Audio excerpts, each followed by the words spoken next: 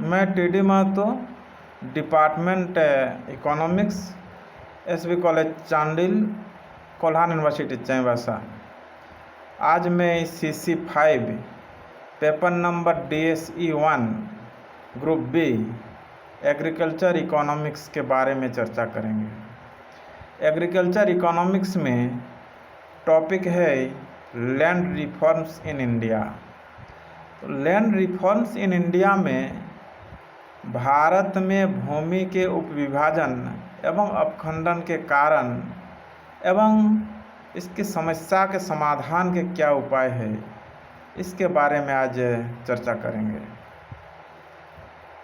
भारत में जोत के औसत आकार में कमी भूमि के उपविभाजन एवं अपखंडन के कारण हो रही है।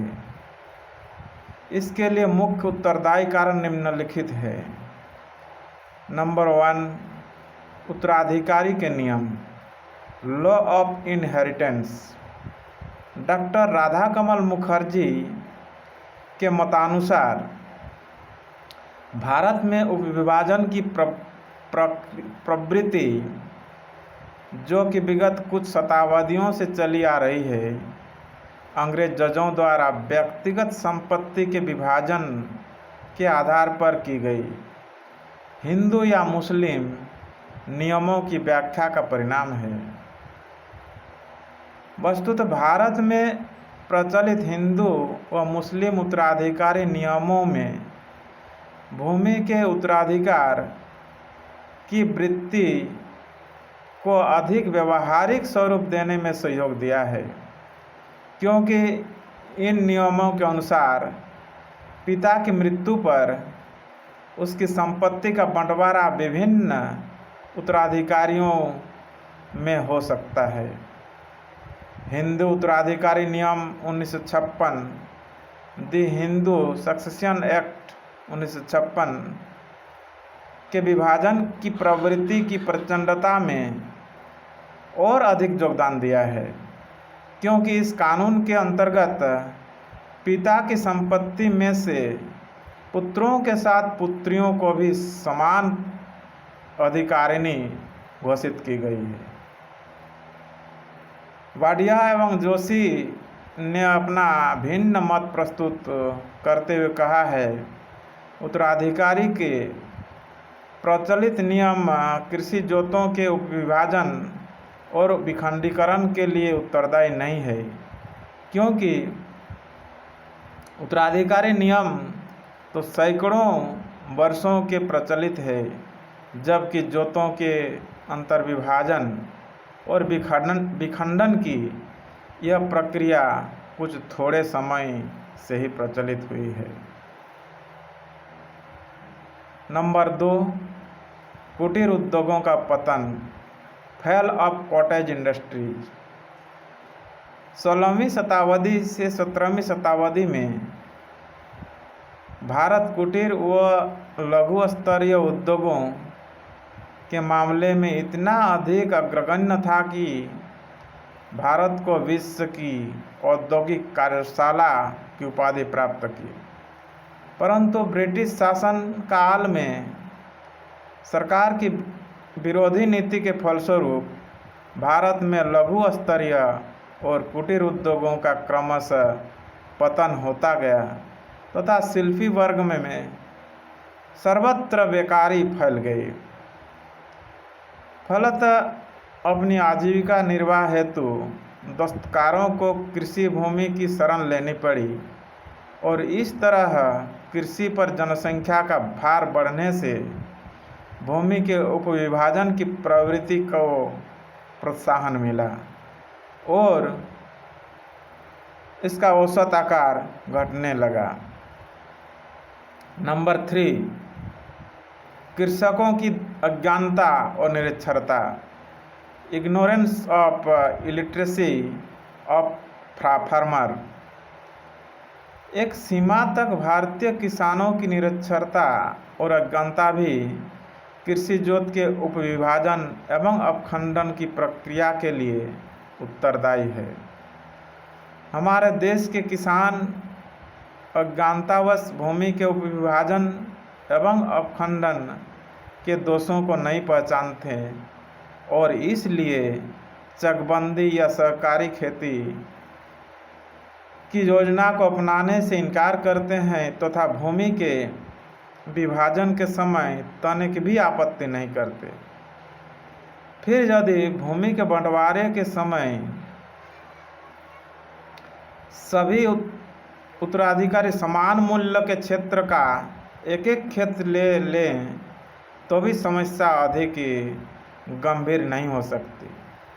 परंतु देखा गया है कि यदि एक किसान के पास 10 खेत है और उनके 5 उत्तराधिकारी है तो किसान की मृत्यु के बाद पांचों उत्तराधिकारी समान क्षेत्र या मूल्य के खेत नहीं लेते, परंतु उत्तराधिकारी हर एक खेत में से एक हिस्सा मांगता है और इस तरह 10 खेतों के 50 खेत बन जाते हैं। नंबर 4, साझे की प्रथा, सिस्टम ऑफ बैटल।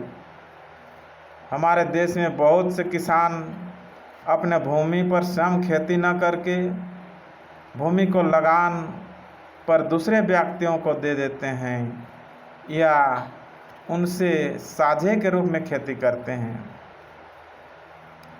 इसके साथ साथ यह देखा गया कि इस समय स्वयं खेती न करने वाले किसान अपनी समस्त भूमि को किसी एक किसान को न देकर कई किसानों को दे देते हैं, जिसके स्वाभाविक परिणाम स्वरूप कृषि जोत अनेक भागों में अंतर्विभाजित हो जाती है। नंबर 5, संयुक्त परिवार प्रणाली का टूटना, fail of joint system of family. Doctor Radhakamal Mukherjee का कथन है कि गत वर्षों में स्वतंत्र परिवार स्थापित करने की भावना प्रबल हो गई है, अतः संयुक्त परिवार प्रणाली टूट रही है, जिसके कारण भूमि को टुकड़ों में बांट लेने की भावना को भी प्रोत्साहन प्राप्त हो रहा है। वस्तुतः संयुक्त परिवार में अलग होने के लिए कुछ ऐसी संपत्ति की आवश्यकता होती है जो परिवार के निर्वाह के लिए सहायक हो। इसी कारण प्रत्येक व्यक्ति अपने हिस्से की भूमि भी लेना चाहता है, जिससे वह विखंडित होती चली जाती है। नंबर 6, जनसंख्या में वृद्धि, राइज ऑफ पॉपुलेशन। गत वर्षों में भारत की जनसंख्या अधिक तीव्र गति से बढ़ रही है, जिसके कारण श्रमिकों तथा रोजगार चाहने वालों की संख्या में भी आशातीत वृद्धि हुई है। इन सब व्यक्तियों के कल कारखानों अथवा अन्य क्षेत्रों में रोजगार देना संभव नहीं हो सका है, अतः इनमें से अधिकांश कृषि क्षेत्र में ही कार्य करने के लिए बाध्य हो गए हैं। विचार संघर्ष तथा अन्य कठिनाइयों के कारण उन्होंने अपने हिस्से की भूमि अलग ले ली है। इस प्रकार जन वृद्धि के कारण भी भूमि के विखंडित होने की प्रथा को बहुत बल मिला है। नंबर 7, भूमि की साख, क्रेडिट ऑफ लैंड। भारत में आदिकाल से भूमि का स्वामित्व आदर की दृष्टि से देखा जाता है। इस दृष्टि से परिवार से अलग होने वाले व्यक्ति अपनी प्रतिष्ठा बनाए रखने के लिए अपने हिस्से की भूमि पर पृथक स्वामित्व प्राप्त करने का इच्छुक रहते हैं। यहाँ तक कि नगरों में जाकर बस जाने वाले परिवार भी भूमि का अधिकार नहीं छोड़ते। यह एक अत्यंत विषम एवं गंभीर परिस्थिति है। नंबर 8, महाजनों के अधिकार, राइट्स ऑफ महाजन। यद्यपि गत वर्षों में प्रायः सभी राज्यों में इस प्रकार के नियम बन गए हैं कि कृषि भूमि खेती न करने वाले व्यक्तियों अथवा परिवार के नाम हस्तांतरित नहीं हो सकते। तथापि इन नियमों के बनने से पूर्व देश के अनेक भागों में ऋण न चुका सकने के कारण किसानों की भूमि का स्वामित्व क्रमशः साहूकारों के हाथों में चला गया। इन साहूकारों ने भी कृषि भूखंडों को अपनी सुविधा के अनुसार विभिन्न व्यक्तियों के हाथ बेच दिया, जिससे संपूर्ण भूमि अनेक टुकड़ों में विभाजित हो गई। अब भी ग्रामों में रहने वाले साहूकार अपने आप को खेतिहर घोषित कर ऋण भुगतान के बदले में कृषि भूमि प्राप्त करने में सफल हो जाते हैं। नंबर 9, कृषकों की ऋणग्रस्तता, इंडेबिटनेस ऑफ फार्मर्स।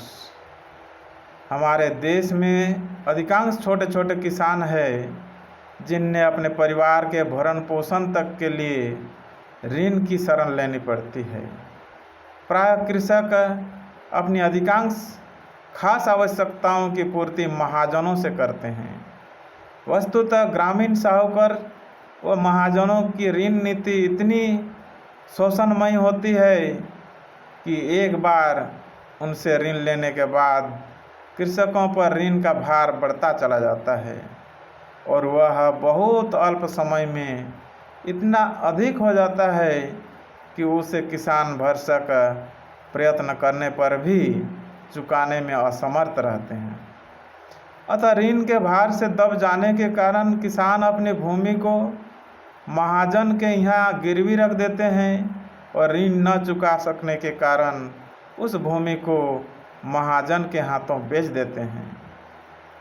डॉक्टर मान का यह मत है कि कृषि जोतों का यह उपविभाजन और विखंडन किसानों के साहस को समाप्त करता है, श्रम की बर्बादी करता है, खेतों के मेड़ों में बहुत भूमि को बेकार बना देता है, गहन खेती को असंभव बना देता है तथा अधिक धनाढ़ व्यक्तियों को अच्छी कृषि संपत्ति का कर्ता होने में बाधक होता है।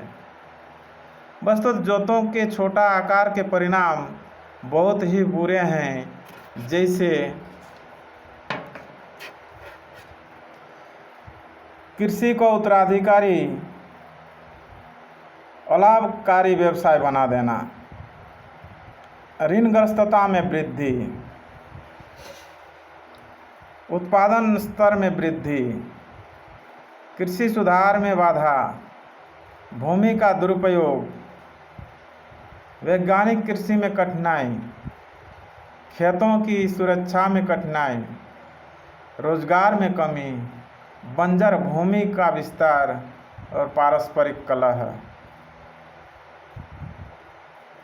इस प्रकार सर जॉन रसेल ने कहा था, खेतों का विखंडीकरण सर्वाधिक हानिकारक समस्या है, जिसके फलस्वरूप कृषि एक अलाभकारी व्यवसाय या जीवन यापन का एक ढंग मात्र बन गया है। जब तक इस समस्या का समाधान नहीं किया जाएगा, तब तक कृषि विकास की गति अत्यंत धीमी रहेगी। आरबीआई की एक रिपोर्ट में भी कहा गया है, कृषि जोतों का उपविभाजन और विखंडीकरण भारतीय कृषि का एक आधारभूत रोग है।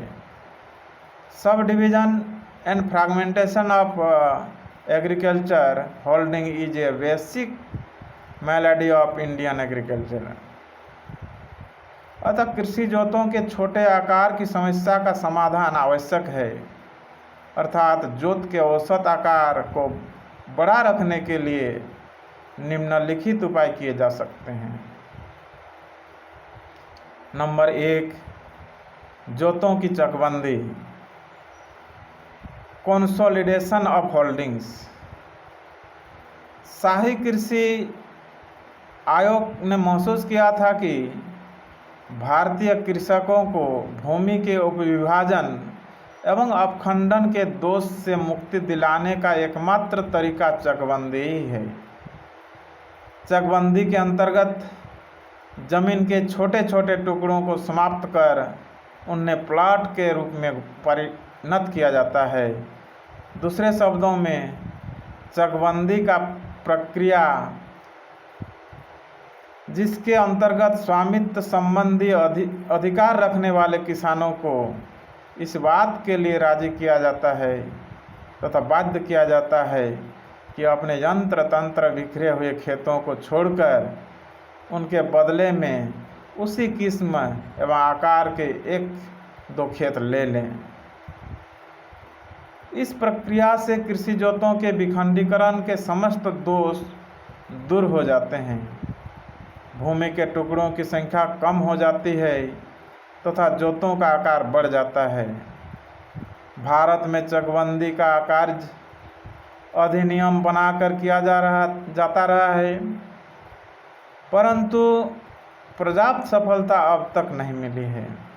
इसके कई कारण हैं, जैसे किसान अज्ञानता के कारण चकबंदी के लाभ नहीं समझते, किसानों को अपनी भूमि से विशेष लगाव है, गांव के महाजन तथा जमींदारों का विरोध, भारतीय किसानों की रूढ़िवादिता, अनावश्यक भय, सरकारी कर्मचारियों की अकुशलता एवं उनके बीच व्याप्त भ्रष्टाचार। लेकिन कृषि जोतों के आकार को छोटा होने से रोकने के लिए चकबंदी को छोड़कर कोई दूसरा उपाय नहीं है। विभिन्न राज्यों में कंसोलिडेशन ऑफ होल्डिंग एक्ट कार्यान्वित है। हरियाणा तथा पश्चिम उत्तर प्रदेश में तो चकबंदी का कार्य समाप्त भी हो गया है। उत्तर प्रदेश, महाराष्ट्र तथा हिमाचल प्रदेश में चकबंदी के कार्य को संतोषजनक कहा जा सकता है, परंतु अन्य राज्यों में चकबंदी की प्रगति बहुत ही असंतोषजनक रही है। बिहार में बिहार चकबंदी और अपखंडन अवरोध अधिनियम 1956 में पारित हुआ। 7वीं योजना तक चकबंदी का कार्य चल रहा था, लेकिन वर्तमान 1993 में लालू प्रसाद यादव की जनता सरकार ने चकबंदी का कार्य रोक दिया। नंबर 2, कृषि जोतों के स्वामित्व का सीमा निर्धारण, fixation of selling on ownership of agriculture holding. आर्थिक जोतों का निर्माण करके भी कृषियोग्य भूमि के उपविभाजन एवं अपखंडन की समस्या का निराकरण किया जा सकता है। देश के विभिन्न क्षेत्रों की स्थानीय परिस्थितियों का अध्ययन करके सामान्य स्थिति के अनुसार वर्तमान व्यक्तिगत जोतों भविष्य में भूमि खरीदने अथवा अन्य किसी प्रकार से प्राप्त करने और भूस्वामित्व द्वारा काश्तकारों से व्यक्तिगत खेती हेतु भूमि को वापस लेने की उच्चतम सीमा निर्धारण कर देनी चाहिए। नंबर 3, सामूहिक कृषि, कलेक्टिव फार्मिंग। जोत के आकार का बड़ा बनाने के लिए अथवा भूमि के उपविभाजन तथा अपखंडन को समाप्त करने के लिए सामूहिक कृषि का सुझाव दिया जाता है। सामूहिक कृषि एक कृषि पद्धति है जिसे रूस, चीन, इजराइल तथा मेक्सिको ने अपने देश में प्रधानता दी है। वैसे तो विभिन्न देशों में सामूहिक खेती के स्थापन, प्रबंध, कार्यविधि आदि में विभिन्नता होती है, फिर भी समग्र रूप में सामूहिक खेती की कुछ अपनी विशेषता होती है जो इसे अन्य कृषि प्रणालियों से अलग रखती है। सामूहिक खेती के अंतर्गत सारी भूमि, पूंजी, अन्य उपकरण, पशु, बैल आदि समाज या समिति के स्वामित्व में होते हैं। योग्यता प्राप्त कृषक इस समूह या समिति के सदस्य होते हैं।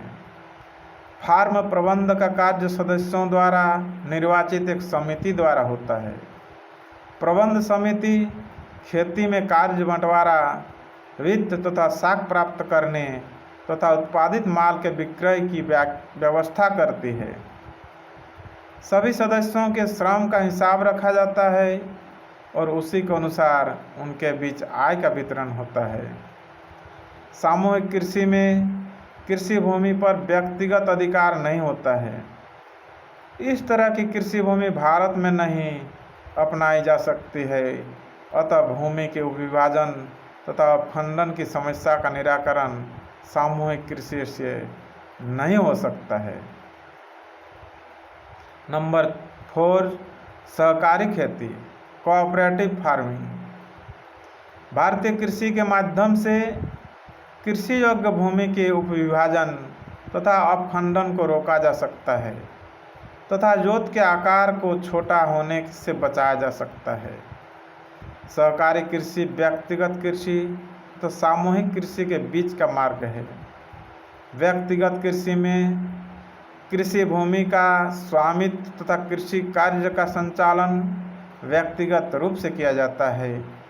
सामूहिक कृषि पद्धति में भूमि पर स्वामित्व सामूहिक रूप से होता है, अर्थात उस पर अधिकार सरकार का होता है। सहकारी कृषि में किसान के स्वतंत्र तथा व्यक्तिगत स्वामित्व की रक्षा होती है। सहकारी कृषि पद्धति में सर्वप्रथम गांव के किसानों को एक समिति के अंतर्गत ऐच्छिक आधार पर संगठित किया जाता है तथा उनकी भूमि को एकत्र करके उसे बड़े बड़े फार्मों में विभक्त कर दिया जाता है। उसमें सहकारी आधार पर खेती की जाती है। उपज, पारिश्रमिक तथा लाभांश का वितरण भूमि की मात्रा तथा श्रम के आधार पर कर दिया जाता है। इस प्रकार सहकारी कृषि का अभिप्राय उस कृषि व्यवस्था से है जिसमें प्रत्येक कृषक अपने भूमि का व्यक्तिगत रूप से स्वामी बना रहता है, परंतु कृषि संबंधी कार्य अन्य किसानों के साथ मिलकर करता है। भारतीय कृषि अनुसंधान परिषद की सलाहकार समिति के स्मार पत्र के अनुसार सहकारी कृषि समिति वह समिति है जिसमें प्रत्येक किसान को अपनी भूमि पर पूर्ण स्वामित्व रहता है, परंतु खेती सामूहिक तौर पर की जाती है। वस्तुतः सहकारी कृषि भूमि जोतों के उपविभाजन तथा अपखंडन की समस्या के समाधान का एक व्यवहारिक उपाय है। भारत सरकार इस दिशा में कार्य कर रही है। 1979 ईस्वी तक भारत में सहकारी समितियों की संख्या 9,697 थी। इस दिशा में हुई प्रगति को देखकर तो यह कहा जा सकता है कि सहकारिता को सफल बनाना आवश्यक है। नंबर 5, उत्तराधिकारी के नियम में संशोधन, amendment in the law of inheritance. यद्यपि भारत में वर्तमान परिस्थितियों में उत्तराधिकार के नियमों में संशोधन की गुंजाइश नहीं है, परंतु इसमें परिवर्तन लाकर भूमि के उपविभाजन तथा अपखंडन के दोषों को दूर कर सकते हैं। आज का क्लास यहीं पर समाप्त कर रहा हूँ।